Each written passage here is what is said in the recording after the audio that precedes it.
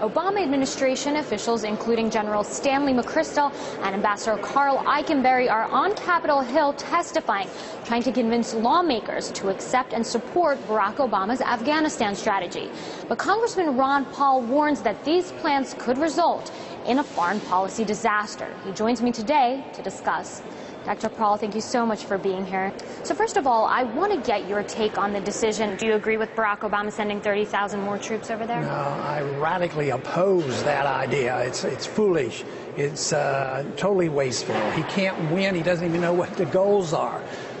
We shouldn't even make this attempt to occupy and nation build in Afghanistan. So I think it's a serious mistake. You know, 8 years is long enough to figure out you've made a mistake. So I say we ought to get out of there and come home before we spend a lot more and more people die. But here's the thing, there are about close to 70,000 troops on the ground. They're the troops that are asking for more boots on the ground. Barack Obama is the commander-in-chief, so what is he supposed to do then? Is he supposed to just ignore his troops? I mean, he's in a really tight space here. Yeah, but I think his solution is impossible too, because if he could describe victory as total control of the country and total victory, he might need 300,000. But nobody's going to give him 300,000. So, yeah, you're radical if you want $300,000 to do what some military people think you should do, or if you want to leave like I do. Those positions aren't acceptable. They call those extreme viewpoints, but one is right and one is wrong. So what do? They do something in the middle. They just perpetuate the fraud, pretend they're doing something holy, not accomplishing anything, and just spending more lives and more money. So I see no chance whatsoever for this policy to be successful. Well, it's interesting because administration officials also mentioned, shifting responsibility to the Afghans, trying to grow the Afghan army. How can they do this, given the fact that, there's ethnic conflict within this institution? You have the turnover rate. It took them 8 years to try to do it. How are they going to do it in 18 months? Is this realistic? No, it's not realistic, and they don't understand the history. They don't even understand the geography or the factions, the Pashtuns and Tajiks, and that whole issue there. I mean, there's civil strife. Some officials have said that there may be a civil war brewing within the Afghan army itself. I would say that is already going on, and we're just picking sides and helping one side versus the other, which guarantees the civil war. But I think the overriding issue is what motivates hatred toward us is the presence, our occupation. And it continues to spread, first Iraq and then Afghanistan, and very much so in Pakistan. Of course, our government just said, oh, we're not going to send troops into Pakistan. And probably under their breath, they'll say, unless it's necessary. But our bombs are dropped in Pakistan and people are dying. A country that's considered an ally that the United States has not declared a war against, right? Yeah, that's what they say, but, even if we try to pretend that we'll get along with the government and send them money and they're supposed to help us find all the bad guys, I mean, the people themselves don't like us being there. Probably 90% of the people in Pakistan aren't in favor of us doing anything that we're doing over there, and they're sympathetic with the Taliban. Well, it's interesting that you mentioned Pakistan, because we do have to consider the other players, right? When it comes to Afghanistan, we have to think about Iran, Saudi Arabia, India. Is the Obama administration considering what other interests there may be as far as other nations, other factions? Did he leave this out of the strategy or just perhaps out of the speech? No, I think his goal is the same as the goal of the previous administration, and that's total control of the region. For various reasons. There's more than one reason. It could be oil, and it could be, promoting our goodness and these various excuses they have.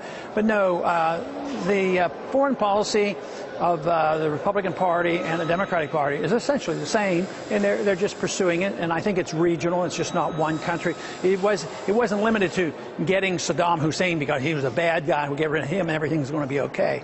One leads to the next, and they are going to now put stronger sanctions on Iran next week, and that's just going to further make the problems worse for us over there. Here's something else that was glossed over a little bit, a very important issue. How are they going to pay for this? Because the numbers here are staggering. It's something like $1 million per each soldier per year over there in Afghanistan. Barack Obama did make that link between national security and the economy. You seem to make a different link, one that kind of contradicts a little bit, especially. Yeah, I mean, you commit that kind of money, it just further weakens our own economy. Where is the money, though? Where are they getting it? Out of thin air. It is thin air money. And as long as people trust the dollar, you can create money like that. And the world still thinks the dollar's okay. People are still taking dollars and we're still using them. But economic law says there's always a limit. And we may be reaching that limit. And whether that limit is met in a month or two or a year or two, we will eventually meet it unless we change our policies. You just can't do this. Otherwise, why would Americans have to work? We could just, run the printing presses and pass out money and pay our soldiers and buy off our enemies and do all these things. But it doesn't work that way. The laws of economics finally rule. Well, speaking of money, you've been fighting your own battle here on the Hill for over 2 decades. I'm speaking, of course, about the Audit the Fed bill. Where are we now with that? Because as I understand it, progress has been made as far as that bill goes. Yeah, the bill was put in the form of an amendment and presented on the bank regulation bill and passed pretty easily. And it's on a bill that is not a very good bill that I can't support overall. But the amendment got put on there, and it will be brought to the House floor this week and voted on, and it still would have to be passed in the Senate for it to become law. What do you think a potential audit of the Fed would expose? Would people be shocked what goes on in this institution behind closed doors? Well, the way the Federal Reserve is fighting to keep us from finding out what they're doing, it sounds like we will be shocked. Otherwise, if they were doing nothing special and it was pretty benign, they would say, come look at these books, there's nothing here. Well, they're saying this is going to ruin our independence. Oh, yeah, it's just a bunch of talk. They want secrecy because they have so much power. I think you'd find out that we make deals with other governments and other banks.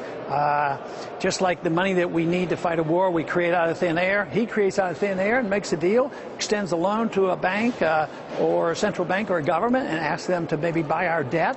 Who knows what kind of deals they make? But that's one thing they really don't want us to know, is what kind of influence the Federal Reserve, who controls our money, make with other countries. Well, speaking of influence, you've called for actually the end of the Fed. Do you think that'll ever happen in your lifetime, in my lifetime?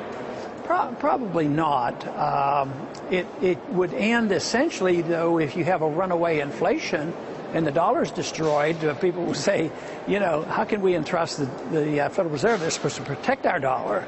And they claim that they do a pretty good job on maintaining employment and price stability. Well, they've lost 95% of the value of the dollar, and unemployment rate's 20%. So if you have runaway inflation and destroy the dollar, I think all credibility of the Fed will be gone. But in the meantime, what I plan to do, matter of fact, I have already today introduced a bill that would legalize competing currencies, legalize the Constitution, legalize gold and silver to circulate next to our paper currency and not be punished for it. Today, you're punished if you use it. You're committing a crime. You get taxed for gold and silver exchanges. So this way, it could be a gradual transition. You don't have to close the Fed down in one day. But if people get nervous, say, hey, maybe I ought to put my money in a bank that says they'll back it up by gold. So this would be an alternative to what we have. Well, speaking of the Federal Reserve, it looks like Ben Bernanke will be confirmed for a second term in office as chief of the Federal Reserve. This is obviously controversial because he was the one in power when the financial bubble burst, when the real estate bubble burst. So many Americans angered by these bank bailouts, by these CEO bonuses. They're asking, where's the oversight? And they're looking to Ben Bernanke. He's probably going to keep his job. What do you make of all of this? He's going to keep his job, and he's going to probably end up with more power. The very least. How does that work? I mean, these two things are clashing, right? Americans are angry over what he did when he was in power, and so he's getting rewarded by getting a second term. They're very powerful, and they have a lot of influence. So the more amazing thing is, how in the world did we ever get the audit bill as far along as we have? But they're going to be still fighting that tooth and nail And I know the president doesn't want it, so who knows, he might even veto some of these regulations in order to get this thing out.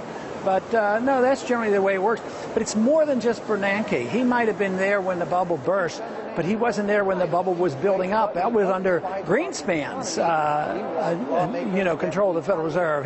He caused the bubble to be, blown up so big. So it's a system that is bad. This idea that a secret central bank can create money and monetize debt, buy all the government debt in order for us to do the things we shouldn't be doing.